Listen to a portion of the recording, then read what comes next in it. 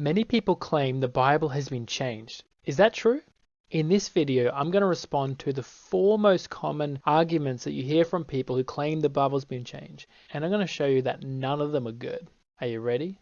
Let's dive into it. Argument number 1.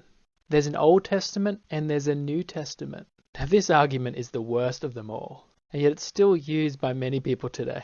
It shows they have no idea what the Bible really is about.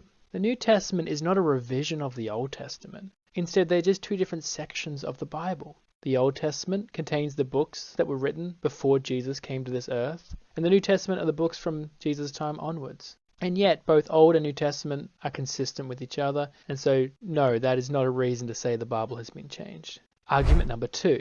We don't have the original manuscripts of the Bible. Now, this is actually true. The original manuscripts have been lost. But did you know that we don't have the original manuscripts of any document from all antiquity? And regarding the Bible, it's not worrying at all that we don't have the originals. Why? Because we have thousands of copies of them.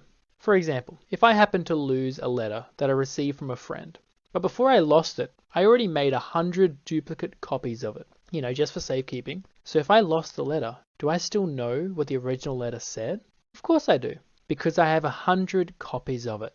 In fact, if I had the choice of either having the original letter or 100 copies of it, I'd actually prefer the 100 copies of it. Because what if, say, my brother got hold of the original letter and drew on it, or crossed out some of the words, or wrote over the top of it? I'd actually have much greater difficulty reconstructing the original wording. But not so if I had 100 copies of it. I would clearly know what the original said. And this is the case with the Bible. It's better that we actually have so many copies of the Bible compared to just having the original.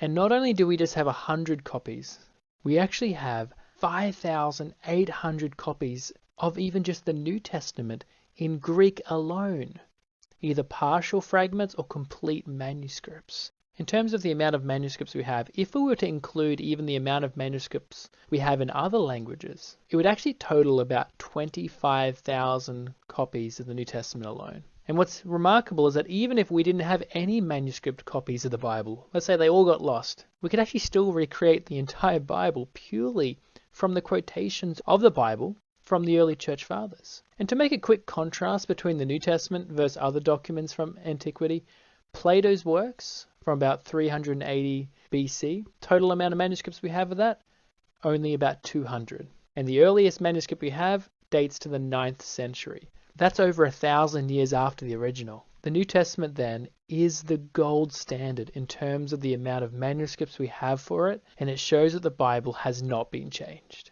Argument number 3.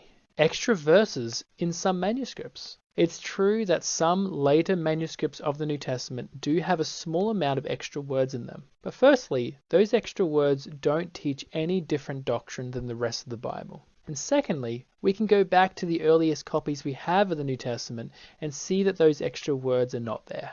And so therefore, helpfully, our modern translations haven't included them, such as Matthew 17:21. It's not there in the modern translations because it's not in the earliest copies we have of the New Testament. The KJV is not the standard. The Hebrew and Greek manuscripts are the standard. Argument number 4. There's many different English translations and they get updated. Now, English translations can and do get updated. Why? Because the English language changes over time. We don't speak in Shakespearean English these days. So thankfully, we can have our Bibles in modern English to help 21st century readers understand it well. But we can always go back to the Hebrew and Greek to see what the original languages said, so nothing has been lost. And when you do that, you see how incredibly reliable our English translations are, particularly the literal ones. So next time someone says that the Bible's been changed, now you can respond by saying, wait up a second, that's not the case. God has preserved His word, not in a particular English translation, but in the Hebrew and Greek manuscripts, of which we have thousands. And they have been reliably translated into English and other languages so that people can read His precious word. Did you learn something? Pass this video on to your friends.